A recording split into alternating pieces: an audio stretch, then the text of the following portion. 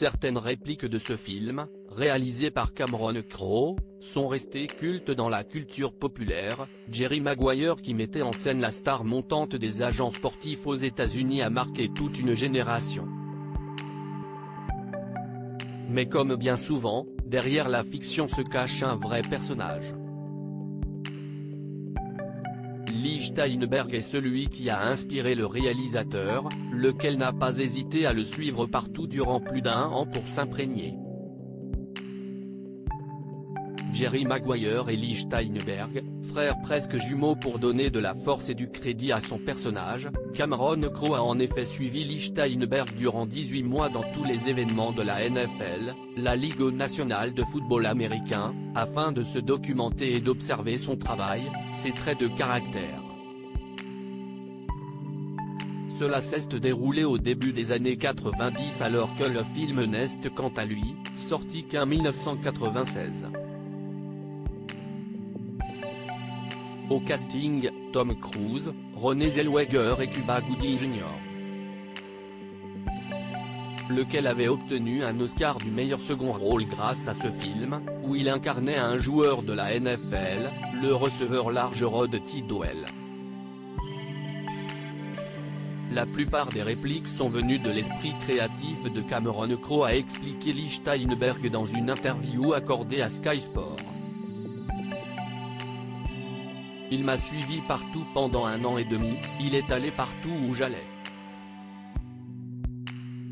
Il est allé au repêchage de la NFL, à l'époque du scouting professionnel, il est allé à beaucoup d'endroits avec moi et je lui ai raconté beaucoup d'histoires. Ce qui en est ressorti précisément, CIST entre Cameron et moi.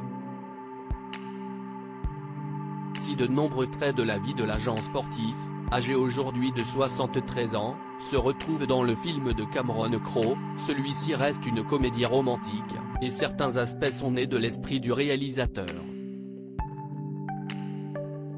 En effet, dans le film, le personnage joué par Tom Cruise est renvoyé de Sport Management International après avoir réévalué ses objectifs de carrière, après quoi il développe sa propre agence et commence une relation amoureuse avec l'employé Dorothy Boyd.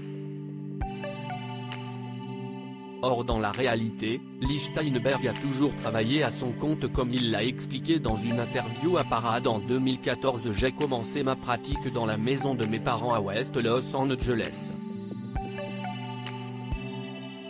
J'étais ma propre secrétaire, répondais moi-même au téléphone, j'ai fait ma propre dactylographie et xéroxin pendant les 6 premières années. Je me suis assis sur une chaise longue dans la cour arrière près de la piscine et j'ai passé des appels. Problèmes conjugaux et lutte contre l'alcoolisme. Si dans le film, Jerry Maguire tombe amoureux de Dorothy après avoir créé son agence, dans la vraie histoire, Lee Steinberg épouse sa femme Linda en 1985, avec déjà 4 clients dans le top 12 de la draft NFL de cette année-là.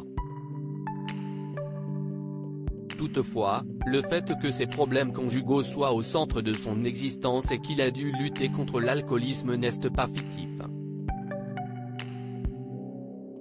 Après la sortie du film, l'agent de joueur a commencé à se battre début 2000 contre cette emprise, résultant de ses problèmes dans sa vie personnelle et professionnelle. Dans une interview pour Variety en 2021, Lee Steinberg a expliqué que l'aspect personnel de son travail, très bien démontré dans Jerry Maguire, l'a aidé à rester sobre. J'ai juste pensé, qu'est-ce ce que j'ai laissé arriver? Je n'ai pas de cancer. Je vis dans un pays où le niveau de vie est le plus élevé. J'ai 3 enfants merveilleux.